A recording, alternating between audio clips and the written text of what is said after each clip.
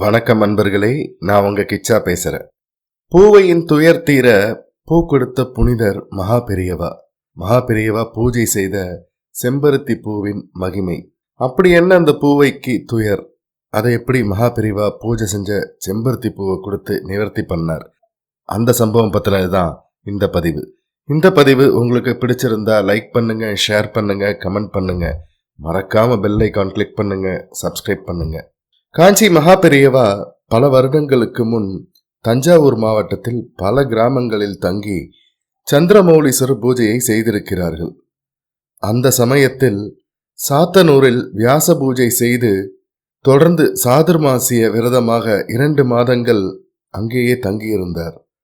அப்போது ஒரு மேடையில் வேதவியாசர் முதலான 67 பீடாதிபதிகளையும் முனை முறியாத அட்சதை, அதாவது அரிசி மற்றும் எலுமிச்சம் பழத்தில் எழுந்தருளச் செய்து அதன் முன்பாக அமர்ந்து மகா பெரியவா பூஜை செய்தார்.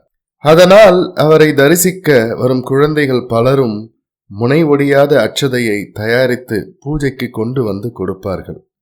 அதை ஏற்றுக்கொள்ளும் மகா பெரியவா குங்குமமும் காமாட்சி அம்மன் பொறித்த வெள்ளிக்காசும் பிரசாதமாக கொடுப்பார். அந்த வெள்ளிக்காசை பெற்றுக்கொண்ட குழந்தைகள் அடையும் சந்தோஷம் அளவிட முடியாதது. அந்த சமயத்தில் தான் ஒரு நாள் ஒரு நடுத்தர வயதை கடந்த ஒரு தம்பதியர் சுமார் 18 வயதுள்ள தங்கள் மகளோடு மகா பெரியவாளை தரிசிக்க வந்தார்கள். மகான் முன்னிலையில் வந்த பின்னும் எதுவும் சொல்லாமல் அவர்கள் தயங்கி நிற்பதை பார்த்த மகா பெரியவா அந்த அம்மாளிடம் என்ன பிரச்சனை என்பது போல் செய்கையில் கேட்டார். அந்த பெண்மணி, எங்கள் மகளுக்கு 13 வயதில் திருமணம் செய்துவிட்டோம். பெரிய மனுஷி ஆனதும் புருஷன் வீட்டிற்கு கொண்டுவிட நினைத்திருந்தோம். 5-6 வருடங்கள் ஆகியும் இவள் இன்னும் பெரியவள் ஆகவே இல்லை என்று மிகுந்த துக்கத்துடன் சொன்னார்கள். மேலும் மாப்பிள்ளை வீட்டில் வேறு கல்யாணம் செய்ய வக்கீலை பார்ப்பதாக கேள்விப்படுவதாகவும் சொல்லி மிகவும் வருந்தினார்கள். அமைதியாக கேட்டுக்கொண்டிருந்த மகா பெரியவா 2 நாள் தங்கி சந்திரமௌலீஸ்வரர் பூஜையை தரிசனம் செய்து தீர்த்த பிரசாதம் வாங்கிட்டு செல்லுங்கள், நல்லதே நடக்கும் என்று கூறினார். அப்படியே அவர்களும் 2 தினங்கள் இருந்து பூஜைகளை தரிசித்துவிட்டு 3வது நாள் மகானிடம் ஊருக்கு கிளம்ப உத்தரவு வாங்கிக் கொள்வதாக கூறி நமஸ்காரம் செய்தார்கள். மகா பெரியவா மௌனமாக ஆசீர்வதித்தார். பிறகு பூஜையிலிருந்து ஒரு செம்பருத்தி பூவை எடுத்து அந்த பெண்ணிடம் கொடுத்தார். இன்று இரவு தண்ணீரில் ஊற வைத்து நாளை காலை வெறும் வயிற்றில் தண்ணீருடன் சேர்த்து சாப்பிடு.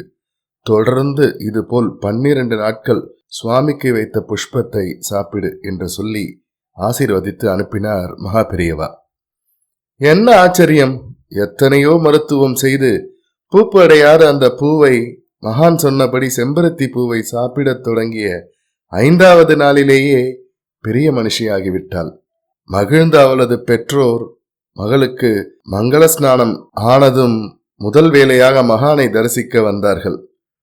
தங்களால் இயன்ற பழங்கள் மலர்களை தந்தார்கள். தங்கள் மகள் பெரிய மனுஷி ஆகிவிட்டதை அவளது கணவன் வீட்டுக்கு சொல்லிவிட்டதாகவும் அவளை புகுந்த வீட்டுக்கு அனுப்புவதற்கு முன் மகா பெரியவாளிடம் சொல்லி ஆசி பெற வந்திருப்பதாகவும் கூறினார்கள்.